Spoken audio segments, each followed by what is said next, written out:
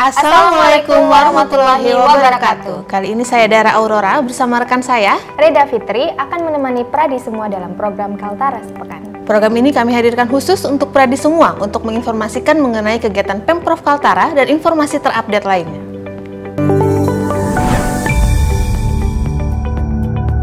Bantuan hewan kurban kepada masjid, lembaga, dan yang lainnya untuk merayakan Idul Adha 1441 Hijriah.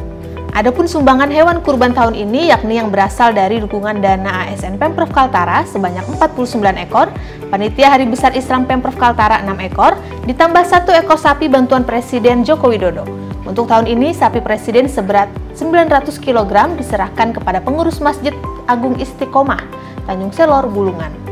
Gubernur secara pribadi juga menyerahkan sapi yang beratnya 850 kg secara simbolis ke pengurus Masjid Al-Kaf Kampung Arab Tanjung Selor.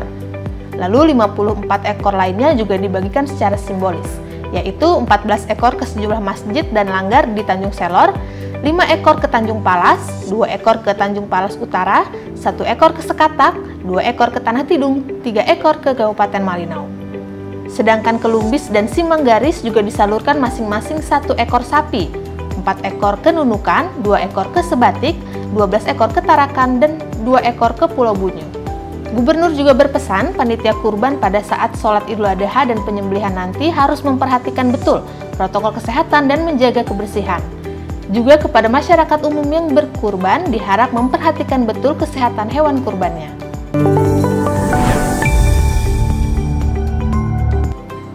Berita selanjutnya, Selasa lalu Gubernur Kaltara Dr. Haji Irianto Lamri juga menyempatkan untuk meresmikan Masjid Darul Faizin di Kelurahan Selisun, Kabupaten Nunukan. Peresmian ini ditandai dengan penandangan prasasti oleh Gubernur. Gubernur mengatakan masjid ini bisa diselesaikan tepat waktu, yaitu selama 2 tahun. Masjid 2 lantai seluas 11 x 20 meter ini dibangun sejak 8 Juli 2018 dan akhirnya sekarang bisa diresmikan. Gubernur berharap masjid tidak hanya dijadikan sebagai tempat ibadah, melainkan ikut dijadikan sebagai tempat menumbuhkan majelis ilmu atau pendidikan, tempat bermusyawarah, dan hal-hal positif yang bernilai ibadah lainnya. Selain meresmikan masjid, Gubernur juga menyerahkan bantuan hewan kurban secara simbolis kepada sejumlah masjid di Nunukan. Masing-masing adalah Masjid Darul Falah, Masjid Mamolo, Lapas Nunukan, dan Musola Al-Ilman. Gubernur juga meminta Bupati Nunukan untuk mendorong ASN Pemkab Nunukan agar bersatu padu untuk berkurban. Juga kepada masyarakat, khususnya bagi yang mampu, agar menyadari hukum berkurban, yaitu sunnah muakkad.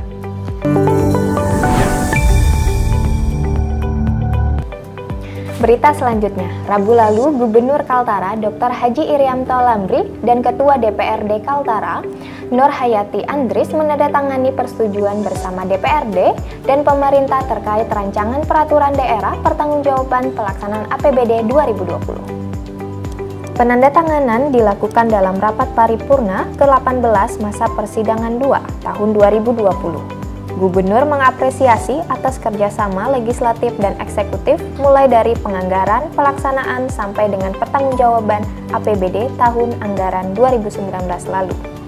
Untuk selanjutnya, Raperda yang sudah disetujui bersama akan diajukan ke Kemendagri. Dengan disetujuinya Raperda, pertanggungjawaban di batas hari terakhir, ke depan Gubernur berharap bisa lebih tepat waktu lagi sebelum akhirnya pertanggungjawaban APBD 2019 disetujui. Pengelolaan keuangan pemerintah daerah 2019 juga telah diaudit oleh Badan Pemeriksaan Keuangan, dan hasilnya Pemprov Kaltara untuk 6 kalinya secara berturut-turut meraih opini wajar tanpa pengecualian. Dengan demikian, pengelolaan APBD pada 2019 dan tahun-tahun sebelumnya aman, tidak ada persoalan.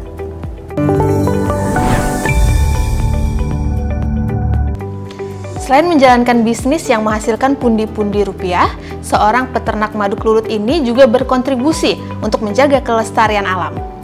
Herman, seorang peternak madu, melakukan budidaya madu kelulut dengan tetap memperhatikan kelestarian lingkungan. Madu kelulut hampir sama dengan madu pada umumnya yang dihasilkan oleh lebah. Namun, madu kelulut dihasilkan oleh lebah kelulut, yakni lebah kecil yang tidak memiliki sengat.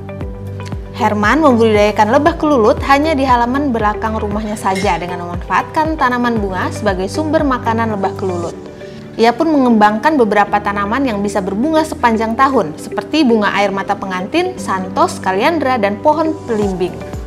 Selain itu, menurutnya budidaya lebah kelulut cukup mudah, terlebih jenis lebah ini tidak menyengat. Saat ini ada sekitar 185 sarang madu kelulut yang terdiri dari beberapa jenis koloni seperti leviset, terminat, sayap putih, dan itama. Madu yang dihasilkan oleh lebah kelulut ini punya banyak khasiat yang baik untuk kesehatan dan aman untuk dikonsumsi oleh anak-anak serta dapat dikonsumsi setiap hari.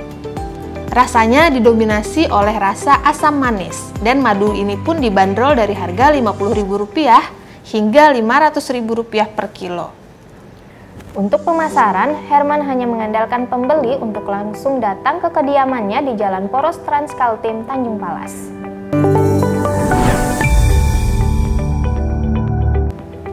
Tidak hanya sektor perdagangan yang terdampak oleh COVID-19, namun juga sejumlah tempat wisata dan area bermain di Kaltara pun turut terdampak. Meski begitu, seiring dengan diterapkannya adaptasi kebiasaan baru, tempat-tempat ini pun kembali bangkit dan mulai beroperasi kembali.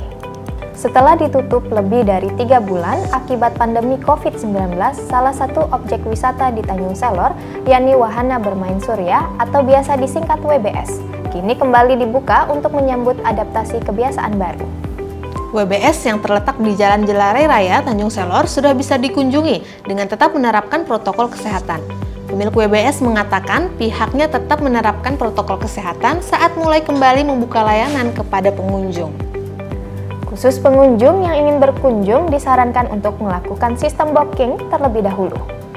Dengan konsep agrowisata ini, pengunjung dapat masuk dengan cukup membayarkan tiket seharga Rp5.000 saja dan dapat menikmati wahana permainan seperti panahan, paintball, dan pemancingan dengan tarif mulai dari Rp20.000.